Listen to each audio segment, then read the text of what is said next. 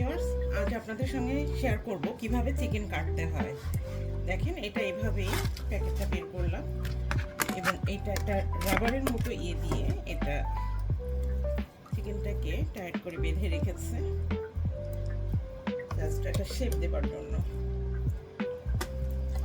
Chicken সব থেকে easy হলো আপনি যদি এইভাবে এখান থেকে কেটে, আমি চিকেনটা কাটার জন্য দেখেন এটা চাপাতি নিয়েছি, কারণ এখানে এদেশে বিশেষ করে বটি কেউ ইউজ করে না, সবাই দাঁড়িয়ে কাজ করে।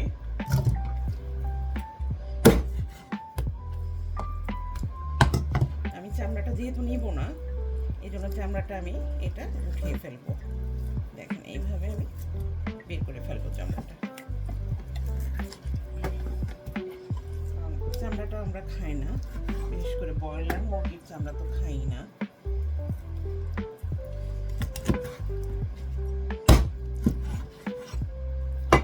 আমি একটু সাইজগুলো একটু বড় করব।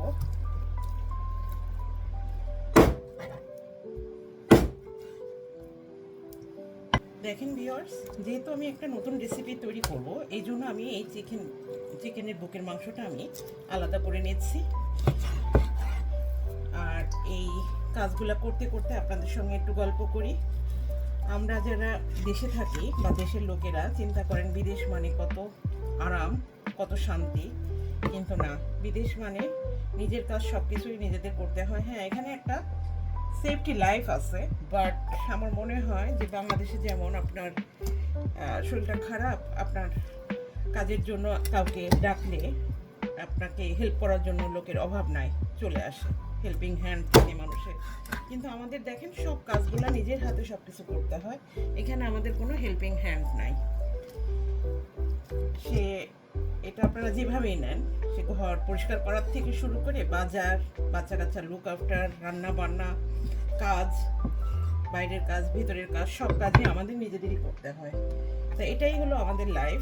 এর ভিতরে থেকেও আমরা একটু ভালো থাকার চেষ্টা করি, নিজেকে হ্যাপি রাখার জন্য মাঝে মধ্যে আশেপাশের পার্ক, আশেপাশে প্রতিবেশী বা ফ্যামিলি ফ্রেন্ডদের বাসায় যাই, এই আর কি।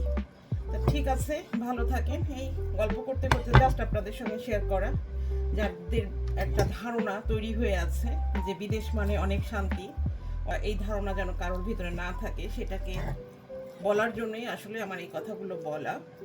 আসলে বিদেশ মানে শান্তি না, সেফটি লাইফ। ঠিক আছে, সুন্দরভাবে আপনি বাঁচতে পারবেন, আপনার বাচ্চাকে সুন্দরভাবে গ্রো আপ করতে পারবেন, ভালো স্কুল কলেজে পড়াতে পারবেন, ওদের ফিউচারটা ব্রাইট করতে পারবেন, দ্যাটস ইট, আর কিছুই না। কিন্তু আমরা যারা বিদেশে থাকি, আমরা ফ্যামিলিকে অনেক মিস করি, কারণ আপনারা তো ফ্যামিলির সঙ্গেই থাকেন, আমাদের তো এখানে কোনো ফ্যামিলি নাই। যাদের আমরা সর্বক্ষণ আমরা থাকি এখানে, কিন্তু আমাদের মনটা থাকে দেশে। তা ঠিক আছে, ভালো থাকেন। নেক্সট ভিডিওতে আবার দেখা হবে। আল্লাহ হাফেজ।